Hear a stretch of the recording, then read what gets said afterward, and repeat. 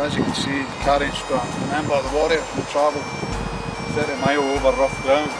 This was to allow their hands to be free in case they fell, stumble, to recover. The main thing is it's got these arm straps, which you put in your opposite sword hand. That's for carrying. Traditionally there was a spike inserted in the front of the targe, that was to push into your enemy. And you also carried a dirk. The dirk was for to allow you to plough and hack into tendons. This is before we get to your good hand.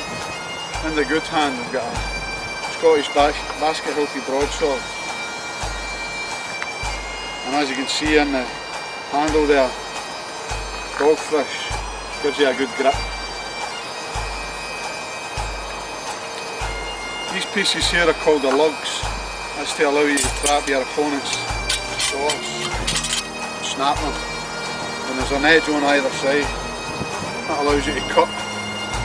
Traditionally, the Scottish warrior was aiming for 5 areas of the body.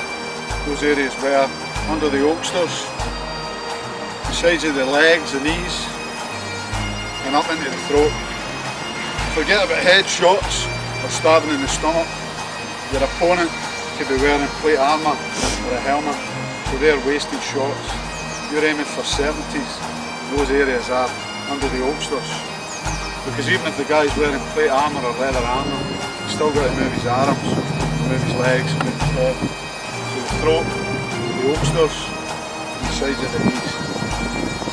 That would dismantle the opponent. Once the clansmen were assembled, they weren't alone. Traditionally there would be 75 warriors on either side, in the front line. This is the front line. In the second line, again 150 warriors. These warriors would be kitted out with what's called short weapons. Maybe have a targe slung over a shoulder, and the possibility that they'd need to use it. These guys were on what's called short weapons, things like axes, broken ploughshares. The purpose of folk in the second line is to protect the front line. So as the front line's advancing with the targes and the dirks, the broadswords, guys in the second line are making sure they're safe. They're pulling bodies into the front line, hacking through, making sure their clansmen, fellow clansmen are safe. Now, as I say, the third line, long weapons, no targes.